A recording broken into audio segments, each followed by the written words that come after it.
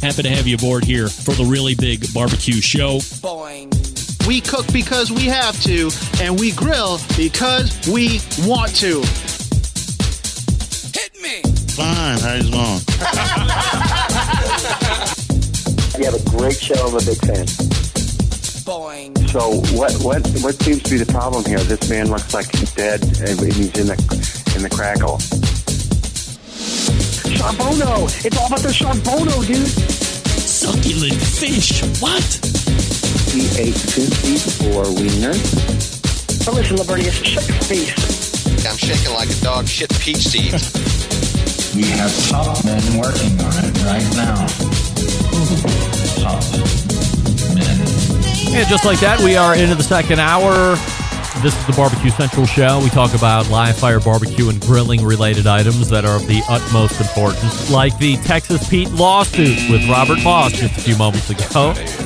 So if you're just tuning in for the second hour and you missed the first hour, you can get that here first thing tomorrow morning on podcast. Still to come on the show this evening, Ryan Zobril from Pits and Spits, Aaron Huntelman from Go Big or Go Barbecue.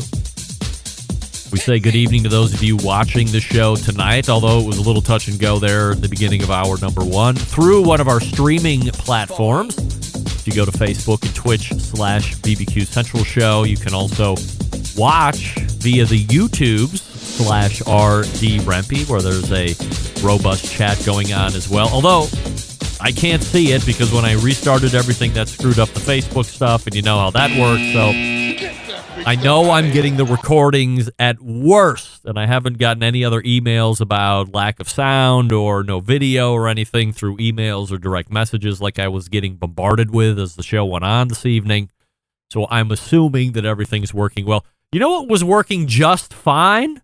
Clubhouse. Who would have thunk it? So we also say good evening to all of the folks using our audio streaming platform this evening, Clubhouse. So if you would rather hear us and not watch us, you can certainly do that. By the way, there is also a chat room in Clubhouse.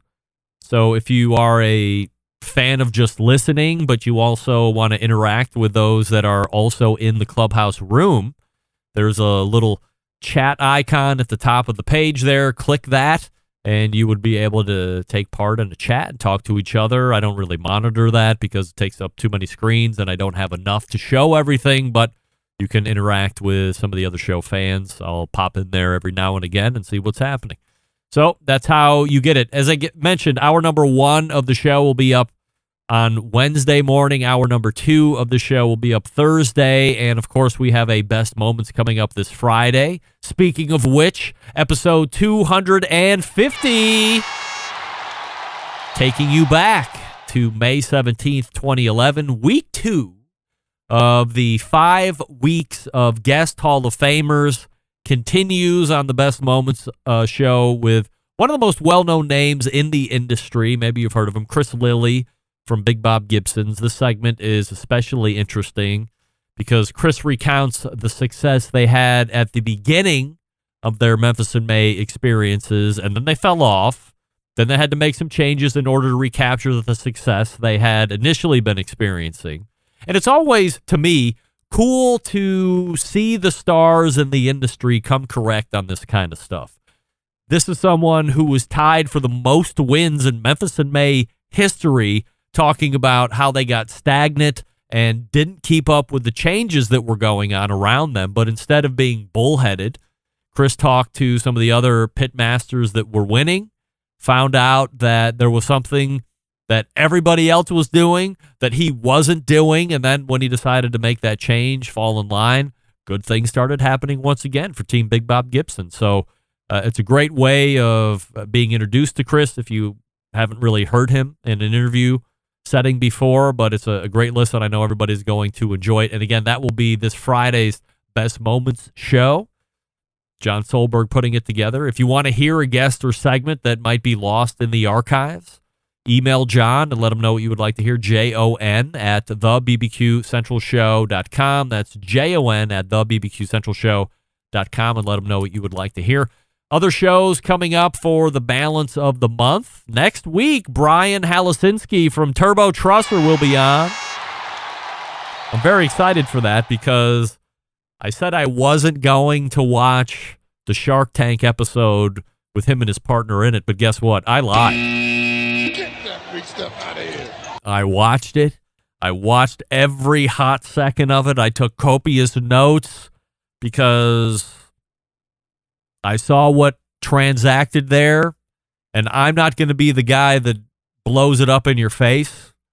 But there's plenty of questions, whether Brian and his partner took a deal or not. There's plenty of questions that I am going to be asking next week on why did you do this? Why did you do that?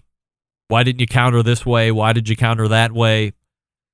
And why did you take a deal or why didn't you take a deal? See, here's me being coy, beating around the bush, keeping it smoke screened.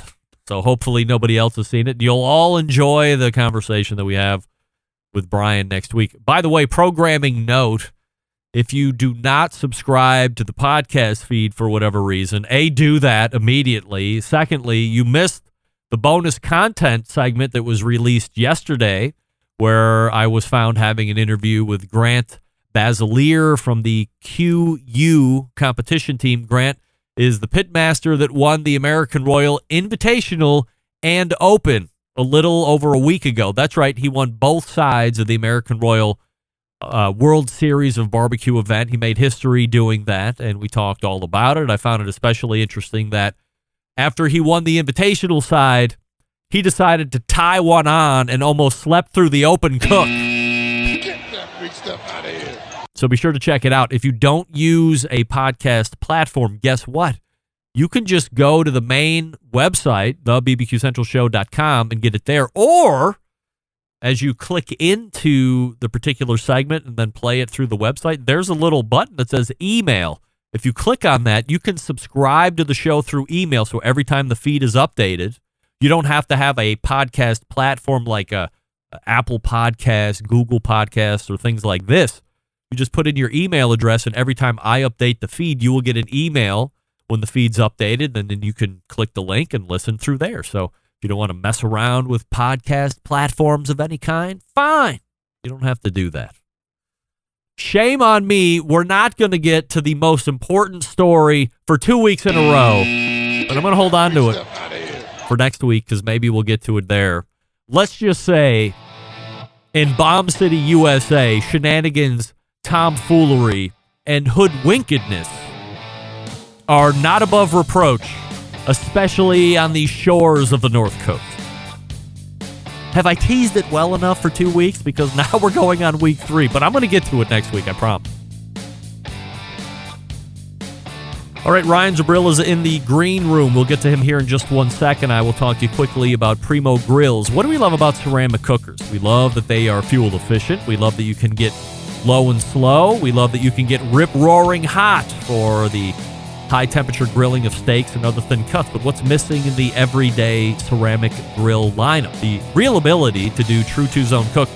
Two-zone cooking is very important to both professional and backyard cooks alike. It's the best way to manage a fire and cook with confidence. However, getting a two-zone fire in a round ceramic cooker, not very realistic. Why? Because it's round. And a Primo grill and their game-changing oval design. This shape gives you the ability to execute that two-zone setup that you desire. It also gives you the other ceramic grill benefits as well. Really, when you break it down, there are more than 60 different ways to cook on this thing, so you're only limited by your culinary imagination. If you're somebody that likes accessories, they have those as well. Of course, the new lift hinge, they have the top and bottom improved dampers. They also have a grill rotisserie accessory, a pizza grill accessory as well. Plus other things come, the half drip pan, the full drip pan, the rib ring, all that stuff. Much like Green Mountain Grills, only sold through dealers. So go to primogrill.com, find a dealer near you, check out all the oval shapes that they have in stock, and then pick the best oval size for you. Do they have round ones? Yes. Don't do that. Be an oval guy. Don't be a round guy. But if you need a round one, they got them. primogrill.com. That's primogrill.com. Follow them on Facebook and Instagram. And if you get one, take some pictures. I'll show it on the show. Why not? All right, we are back with pits and spits and hybrids and all the fun stuff. Stick around. We'll be right back. You're listening to the BBQ Central Show.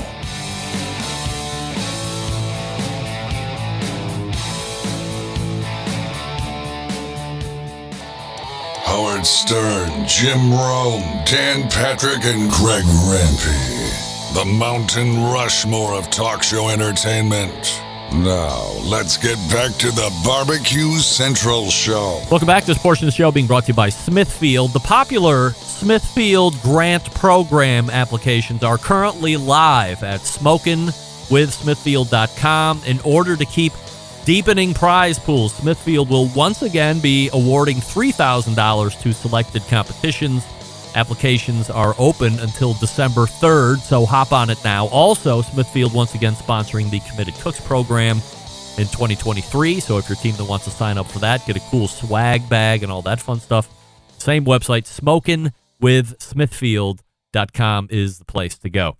All right, joining me now, or leading off the first interview segment in the second hour, is someone that I have had a number of conversations with here over the last number of years. And over the past month or so, we've touched on a subject that is going to become more and more of a thing as we get into 2023, whether you like it or not. And for some, it is already a thing.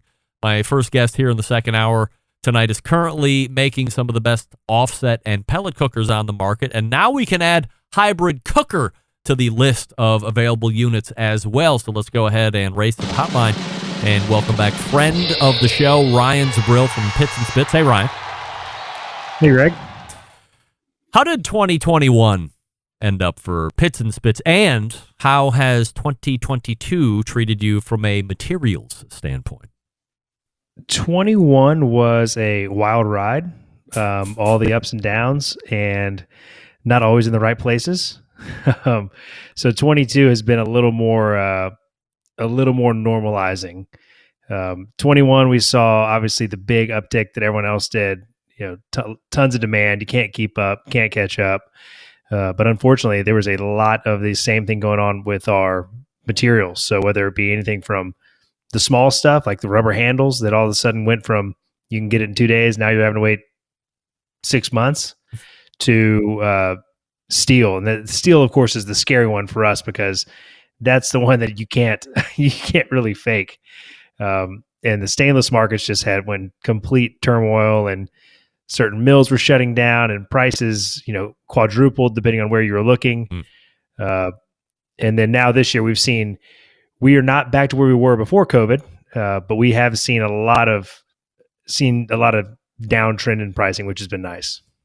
So in 2021, when steel is spiking and you can't count on solid pricing from 1 week to the next, if I was somebody that purchased a pit and maybe there was some lead time on top of that, I would imagine there was actually a pretty decent lead time on top of that. If I'm buying it for, let's just throw out round numbers, $5,000, and by the time you get to making it, steel has adjusted 18 times from my order to when you're actually going to start building it. Do you have to stay with the price I purchased at $5,000, or are you like me on the day job side with trucks where the manufacturer says, hey, sorry, everybody in the dealer network, press through this $7,000 or $8,000 surcharge, and if people don't like it, they can just go pound salt, or you as the dealer is going to have to eat it? How do you tackle that weird scenario? So we tried to, I guess first off, I'll just say we didn't do that, in that I don't really feel that you can, right? I think that once you've delivered a price to somebody, especially if you've sold the product, I mean, if you're a consumer and you've purchased the product, I'm certainly not going to come back to you in a month and say, hey, I'm up an extra $2 a pound here. Like, I need some more from you. So we would hold fast to that. And then we didn't really want to exhaust our dealers with, adjustments every month or 2 months or 3 months. So we did 1 or 2 price increases, and we just tried to keep it to that, and kind of held to the belief that, look, let's get through the end of the year. If we need to do another one, we'll do it January 1st, 22. There has to be, rational heads have to prevail at some point. And the adjustments we did make, we tried to get out ahead and say, let's make this 1 time, or let's make this 2 times. Let's not do it every single, quarter. but yeah, it was pretty wild. And there were definitely times when it felt like we were making and delivering product, and there were some question marks on whether or not you were making money on it. But it was, it was one of those, the long term view is what was important to us. Ryan Zobril joining us here on the show. Pitsandspits.com is the website. Ryan, I was getting some chirps in my ear at the end of 2021 that a lot of the bigger box retailers were actually building inventory. Things weren't moving anywhere near the rate that they had been for the year and a half prior to that. So they weren't looking to bring in anything else to add to the existing inventory. That was a big change from 2 years prior, obviously. So how was your order intake, Ben? So we noticed that, obviously we are the largest retailer we deal with is Academy. So not as big as a Walmart or, maybe even a Dick's. I'm not sure what their store count is, but not those massive accounts that a lot of the import guys are dealing with. But we started to notice some softening in ordering really probably in the first quarter. We've noticed it from the direct side of the business in the fourth quarter of last year. Things just started to cool off a little bit, and we couldn't tell if that was a return to seasonality that we had not seen in 18 months, right? I mean, the high time for grills is really the spring and kind of early summer, and then football season, it picks up a little bit. But the Christmas season can be good. But it's not, you're not hanging your year on it. So we started seeing some of that last year, and we thought, maybe it's just a little seasonality. In the spring, things are going to go gangbusters again, just how they always have. And it was fine, but we didn't see that kind of just, high watermark, record setting type spring that we had seen kind of adjusted for COVID. Mm-hmm. And that was when it really started to hit that all of these containers were hitting the shores, and the whole system, whether you were a mom and pop single store or if you're a giant, multinational retailer, there were grills everywhere, and just a matter of working through that. And the good thing for us is that since we build our products in-house, we can adjust quickly, right? We can basically just say, look, we have inventory. We're going to work, part inventory or, kind of pre-assembly inventory. We're going to work through this before we do anything crazy. And we also had been working with several vendors and suppliers locally that did a lot of what we call prefabrication for us. So whether it be a laser house that cuts parts or someone that does just some minor bending, easy, not real technical stuff. Well, we could quit that purchasing and bring that in-house to kind of help right-size our inventories and really right-size our cost structure to a more, normalized or normal year. Because when you look at 2019 versus this year, you're like, oh, this is great. We're actually, if those were the 2 years in the chart, this is great. But it's just that kind of that sobering effect of those first few months of like, it's not the only game in town anymore. From the very beginning of Pits and Spits getting on my radar, which has been years and years now, it's been a brand known for great offsets, premier materials, stainless especially. Then you graduate into pellet cookers, do very well in that sector. And now we're talking about I call it the new version of hybrid cooker. A handful of years ago, there was the combo or hybrid cooker, which was gas and charcoal on a similar chassis. But now we're talking about offset cooker and pellet cooker all on the same unit. Is this a concept born in-house, or were customers driving this change or this concept? So we started talking about this in 2017. Really? So almost immediately when we came out with the pellet grill, the natural progression was, well, why don't you put this on one of your offsets? And my view is that the market wasn't really ready for that. I mean, if you go back and look at pricing trends and where prices for products are now versus 5 years ago, I mean, look at our offsets. I'll speak just to our offsets. We were the highest priced product out there. Now there's 4 or 5 other guys just in Texas that are higher than us on the offset side. Same thing on the pellet grills is that when we came out, our 850, the original Maverick was, I want to say it was 1750 or 1650 back in 2017. That was kind of the top end of the price range, unless you jump to a Memphis, which is a full stainless. And so I just didn't feel like the market was ready for something that expensive and at that time, I'll call it confusing. It had kind of an identity crisis, right? It's like, why are you making a pellet grill that also burns sticks if pellet grills are so great?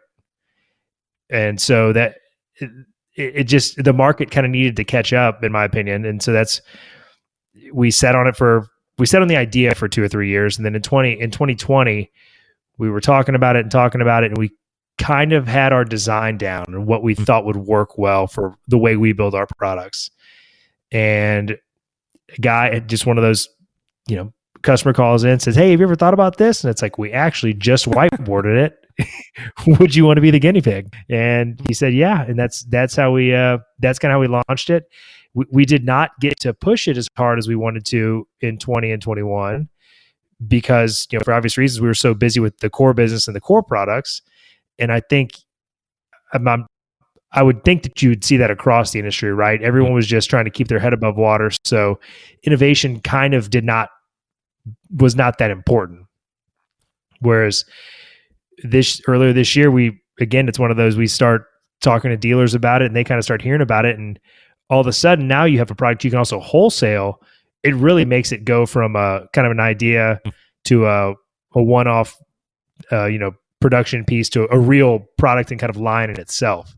And so that's kind of how we ended up here. When you have a unit that burns both ways, is there a lot of extra engineering that goes into something like this in order for it to work properly? So our from the pellet grill standpoint, our concern was grease fires. Was that I did not, obviously your fire pit or in my mind, your firebox and your hopper have to be on opposite sides. I know that the other guys have designed them differently, but that's just how I thought, was that we don't want to do something so crazy that one of them performs, one of them sucks, right? So we said, okay, we know our pellet grill on the left works, we know our hopper on the left works and our firebox on the right works. So that's our starting point. One big concern we had was that grease from cooking on the pellet grill, because you have to have your drip pan in place, would fall into your firebox and you'd have a huge grease fire.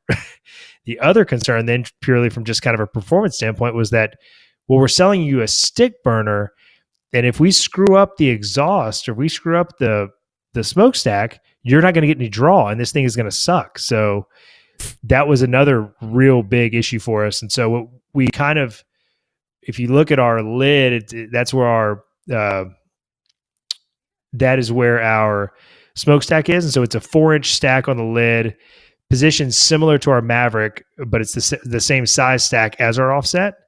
It's a little bit longer than our Maverick as well.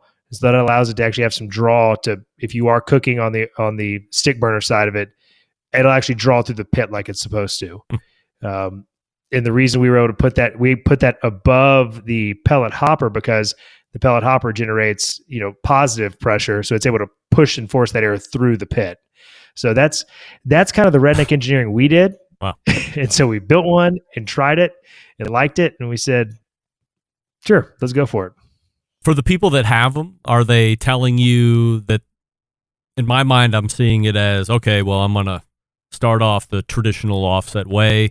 And then if I got to go overnight, or I'm starting it offset because I can do it now, but I got a softball game in 3 or 4 hours.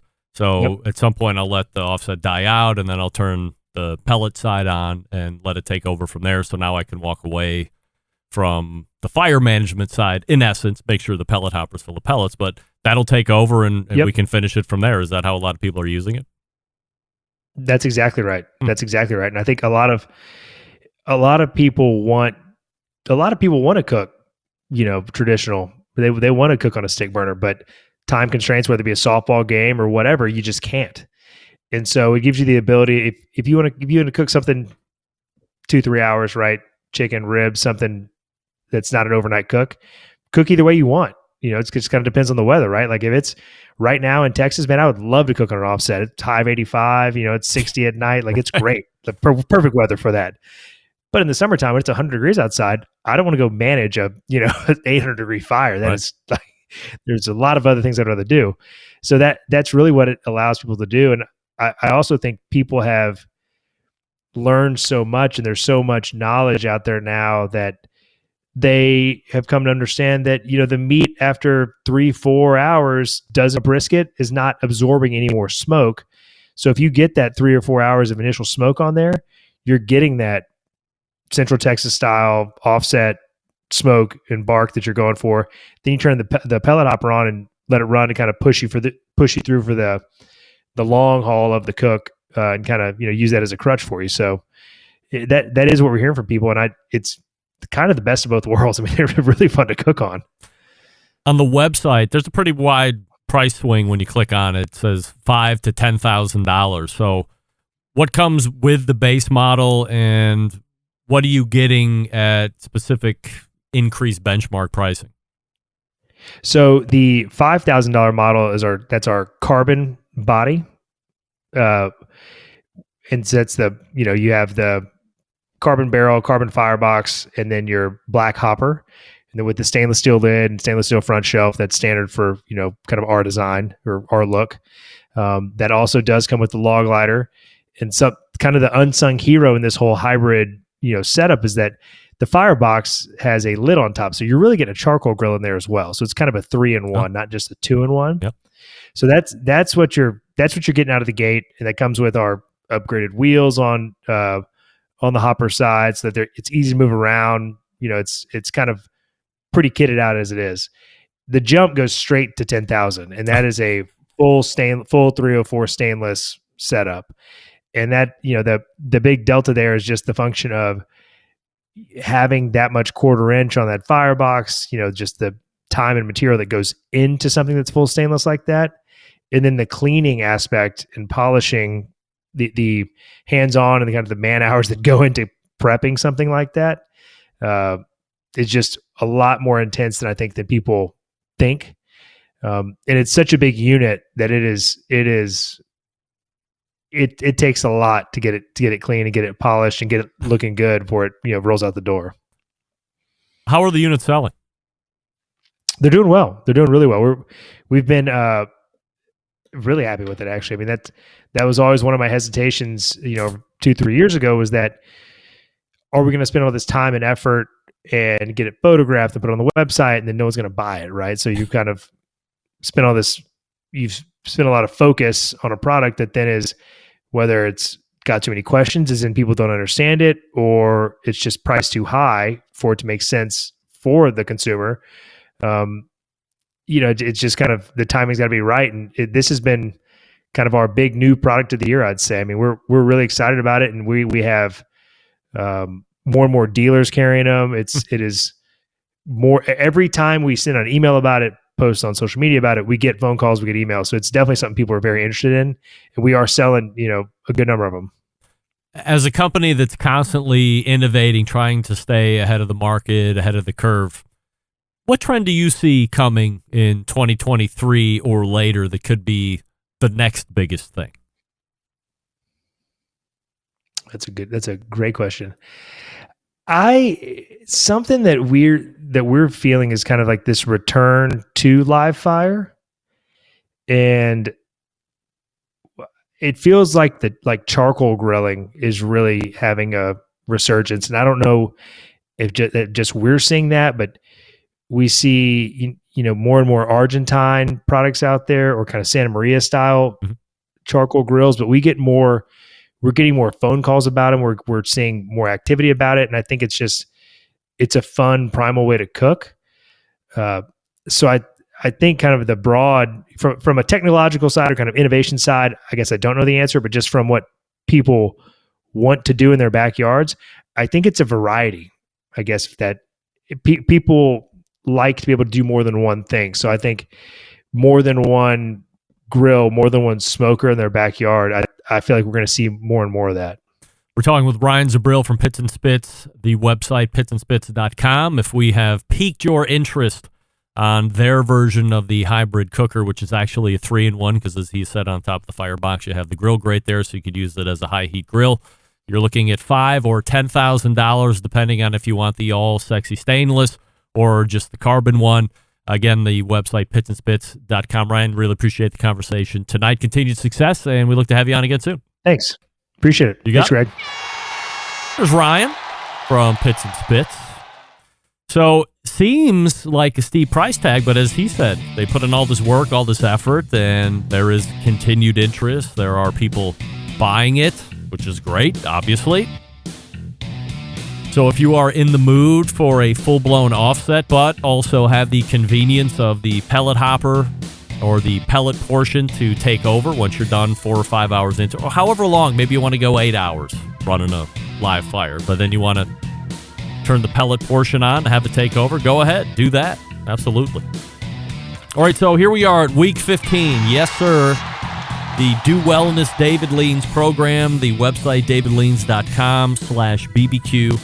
That's davidleans.com/BBQ. The build is on, right? So we've got the frame right now. We're adding the weight. We've readjusted the menu once more this week. Little tweaks here and there. We've increased the lifts on weights. And now we're putting in the work. That's the most important thing, right? You know you want to be better. You know you want to look better. You know you want to eat better, all this other stuff. But in the end, are you doing it? You're not doing it. You got to commit first. And you can use some help from my guy, David McDowell, davidleans.com/BBQ. It's $200 a month. Kidding me? You don't have time for this? He will call you. He will email you. He will text you. You can do the same to him. You have somebody that's holding you accountable, and each and every week. Now it's exciting. It's fun. It's not some punishment, but I'm able to track the progress. He can see it too because we're sharing a live interactive Google document spreadsheet, and I'm tracking all this stuff. And I know if I don't track it, he's going to ask me where it is, and then what am I going to do? Why? No. Help yourself. Hurry. We're in October now, last quarter of the year. Let's get right. davidleans.com/BBQ. That's davidleans.com/BBQ. We are back with first-time guest Aaron Huntelman from Go Big or Go Barbecue. Stick around. We'll be right back. You're listening to the Barbecue Central Show.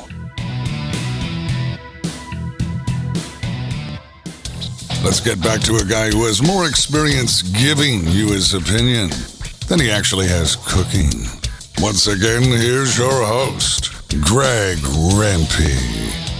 And we thank Ryan Zobril from Pits and Spits for joining us last segment, talking about that hybrid cooker. Pitsandspits.com is the place to go to check that out.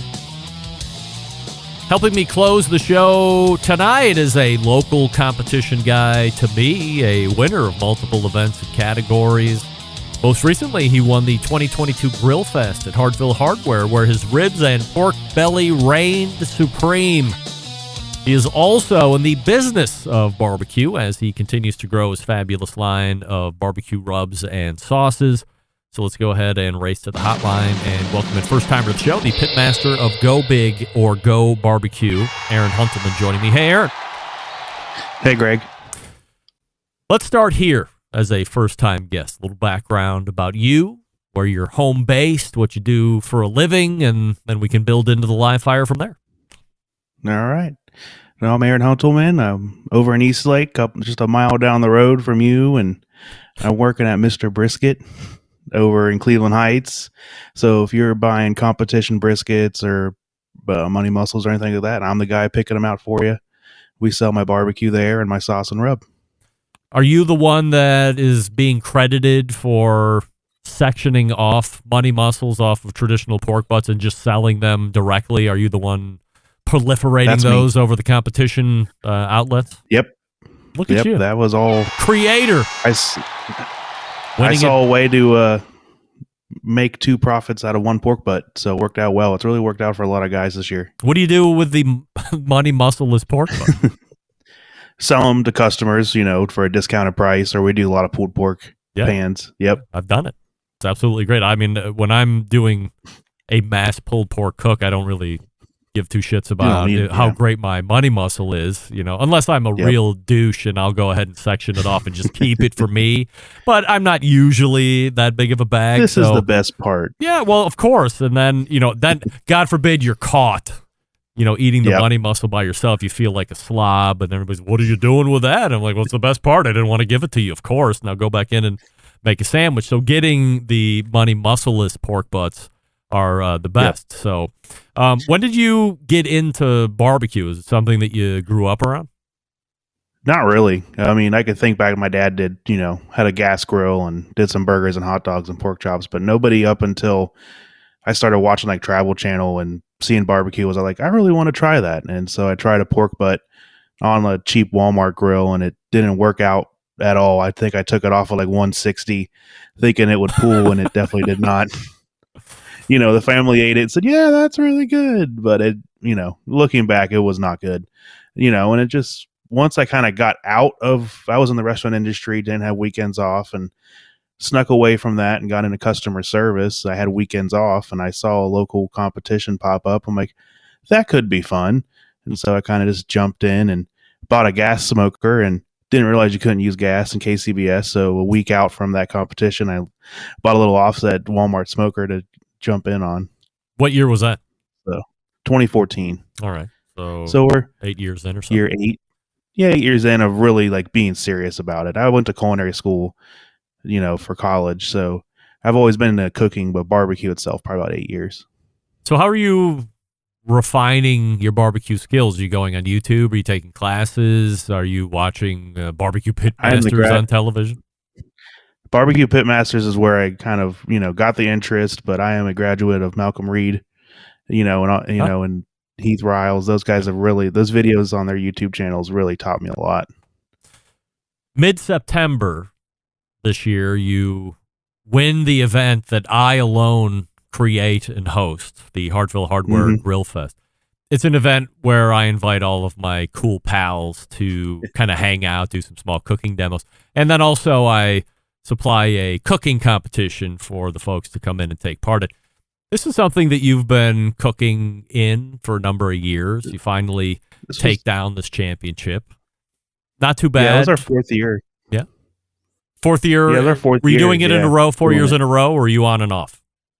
Yep, 4 years in a row, except for, when they canceled for COVID. But besides that, yeah, we've been there every year since 2019, 2018, whatever that works out to be.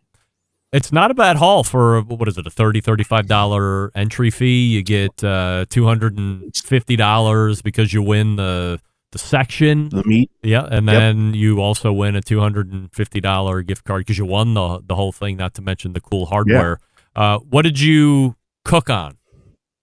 I did it on the Traeger. That was, I think it was a Traeger, not one that I have. It's a fancier one. I have all the dial Traegers still. It was the 650. I think that's what it was. Was it an ironwood?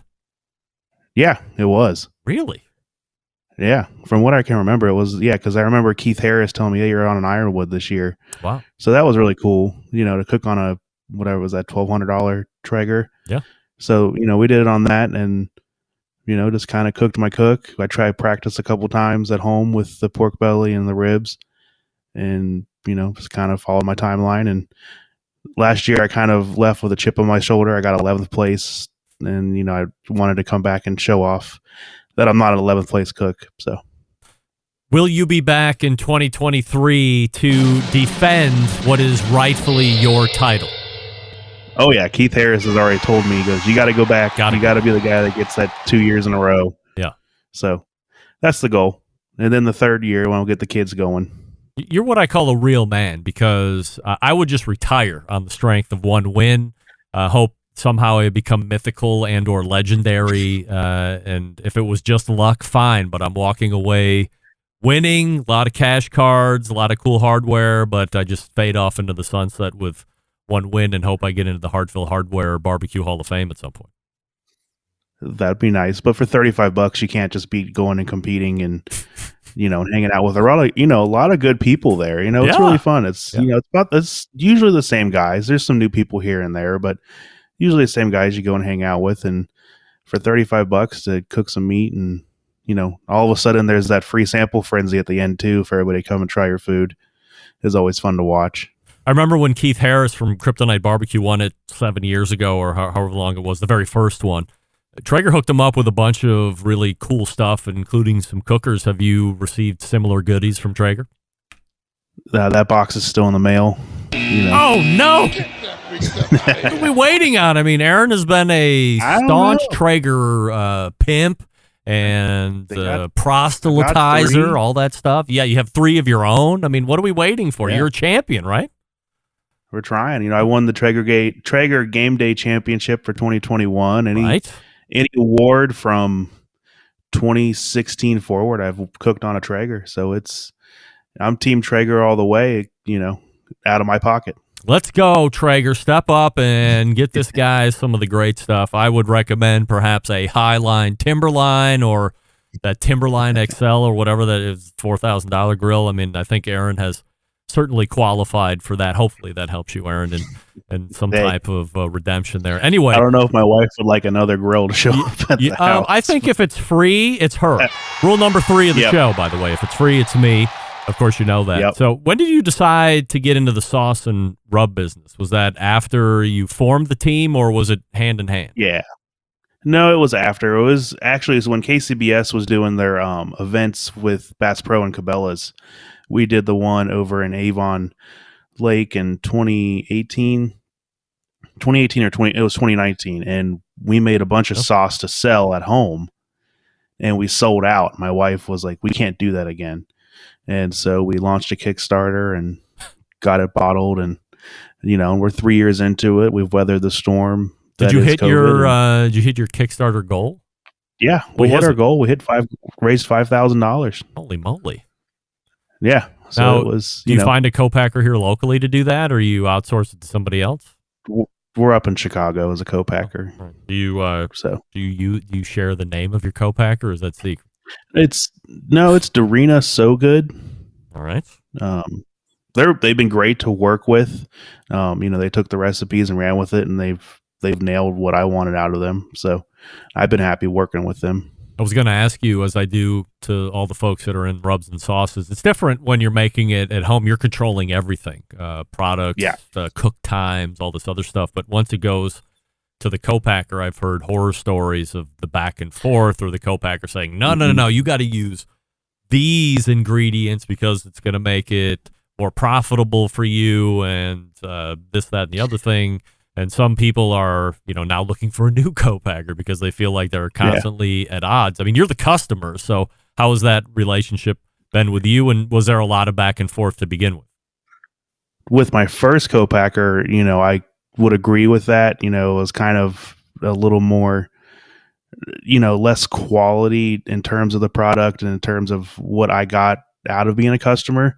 But once we moved to Darina, I mean, the local rep actually found our stuff at Jungle Gyms in Cincinnati and was like, I really think we could help you out. So he, was doing his job, but he helped me as well. And, I gave him my recipe and he goes, that's a good recipe. We can work with that, and hit a number, and I liked it. And here we are. Are you retailing online only, or you said you're in Jungle Gyms? Are you in other brick and mortars as well? Yeah, we're at, obviously Mr. Brisket, where I work. And then we're at a couple places up here, a couple Ace Hardwares up here.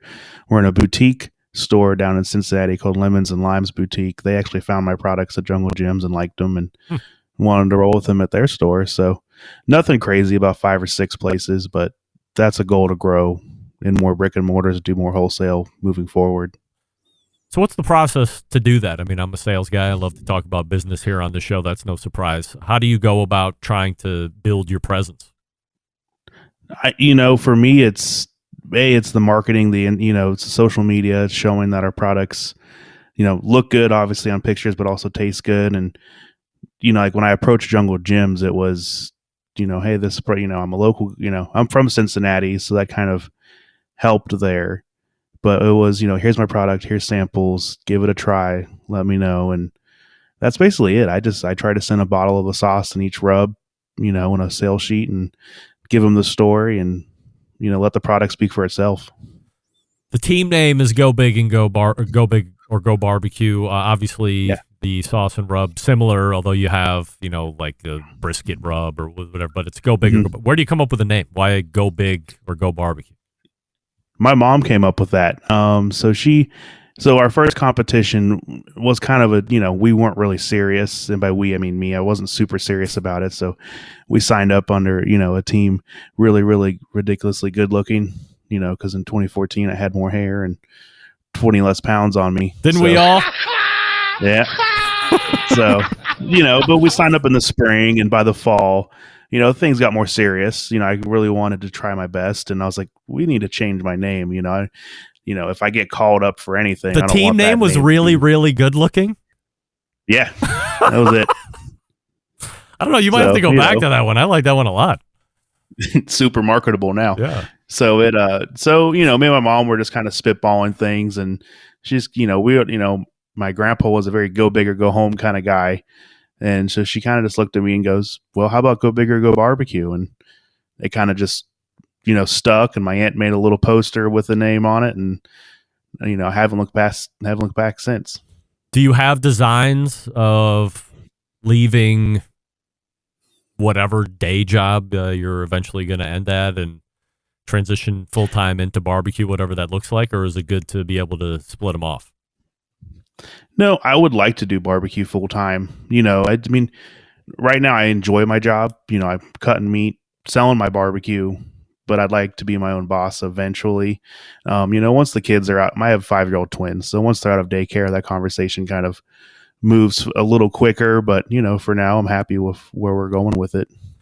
Back in the summer, Aaron, you and your place of work organized a SCA event in Canton and went off to rave reviews. As a first-time organizer, what did you and Hank think about doing it, and was there a real payoff for you to continue to look at doing other events and at different venues?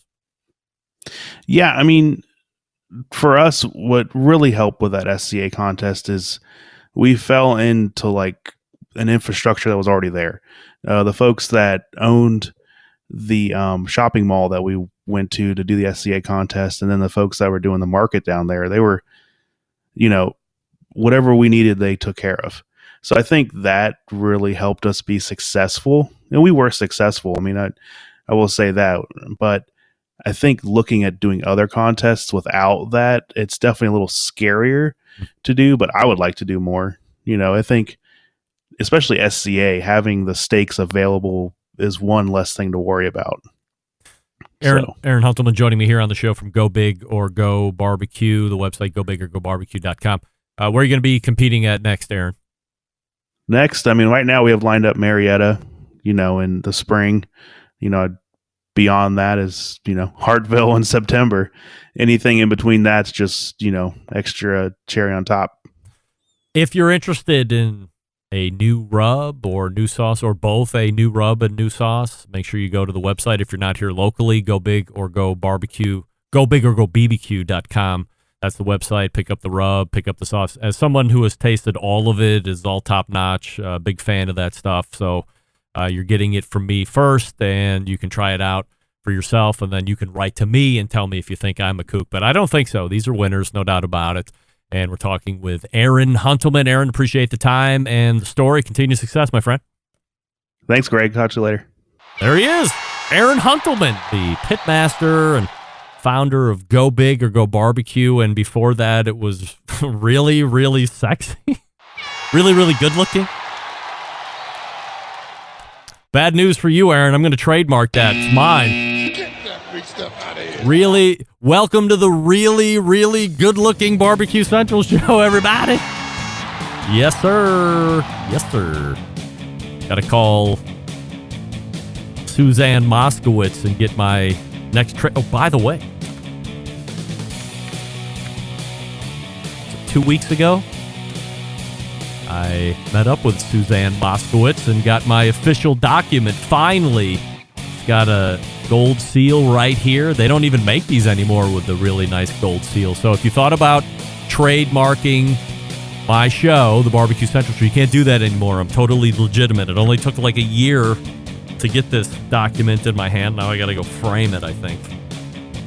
Stick it up on the Cleveland wall behind me, but now really, really good-looking Barbecue Central Show podcast is on the trademark line. We'll see about that. Thanks to Aaron Huntelman.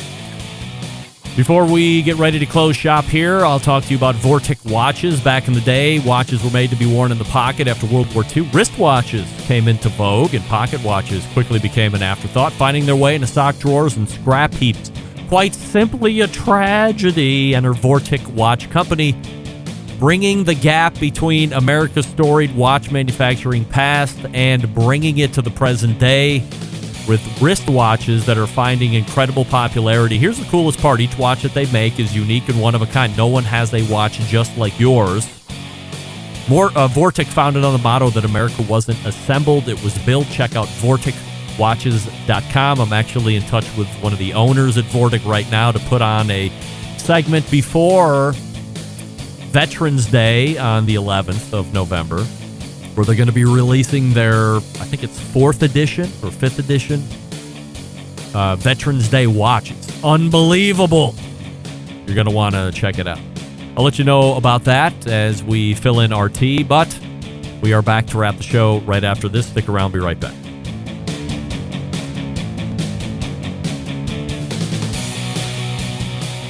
Whole packers, full racks, legs and thighs, injecting butts. If you've never heard this before, you might think you found the best XXX show ever. Let's get back to the most homoerotic host out there today, Craig Rempe. And we thank Aaron Huntelman from Go Big or Go Barbecue or Go BBQ for joining me last segment. If you want to check out his rubs and sauces, GoBig or GoBBQ.com is the website. He's also similarly named and handled on social media, so if you want to follow him there on Instagram and Twitter as well, go ahead and do that. Facebook too, if you would like. So continued success to our local friend Aaron Huntelman, who's also an up-and-coming hobnobber pitmaster extraordinaire. Love it. And close enough where I can lend out that microphone. He sounds like $1 million. Once I get a new mixer, Aaron, I'll have you actually in the studio and when everything's sounding great. But I'd rather have you sounding better and, we can forego the studio at this point. All right, all the way back in the first hour was Meathead from AmazingRibs.com. We talked about why cook until the juices run clear is not a way you should be operating as far as safety in poultry, especially chicken and turkey. We also talked about what happens when the meat is a little pink next to joints and bones, and why you shouldn't worry if you're using a thermometer telling you it's okay to eat. We also learned you should not be cooking chicken and NyQuil, ever. Don't do that. And also not rubbing bleach water on your chicken. Don't do that. Robert Moss joined us after Meathead. We talked about his event that's coming up on November 19th, which there are still a limited number of general admission tickets for. We also talked about the Texas Pete class action lawsuit because somebody thought the Texas Pete was made in Texas, but it's actually being manufactured in Winston-Salem, North Carolina, which I guess everybody knew except the guy that filed the class action lawsuit was looking to get paid. We also talked about the release of the Southern Living's Top 50 Barbecue list, which he is solely credited for and put together.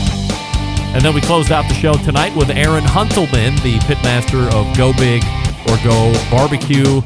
The website, GoBig or GoBBQ.com. Check out the sauces and the rubs and buy some if you wouldn't mind and help support a fellow Clevelander. Big show planned for you next week, of course. Brian Halasinski from Turbo Trusser is going to be on. Stephen Reichland will be in amongst a host of others, so stay tuned for that. Remember, show programming note for now. The week after that, I'm planning on no show because we're going to be doing a 25th wedding anniversary trip to Marco Island, but we'll see about that. To be determined from there.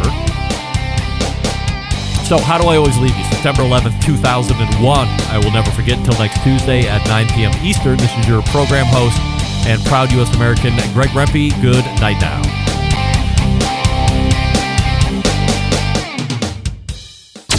This is Brian Mayer, host of Hot Sauce Weekly.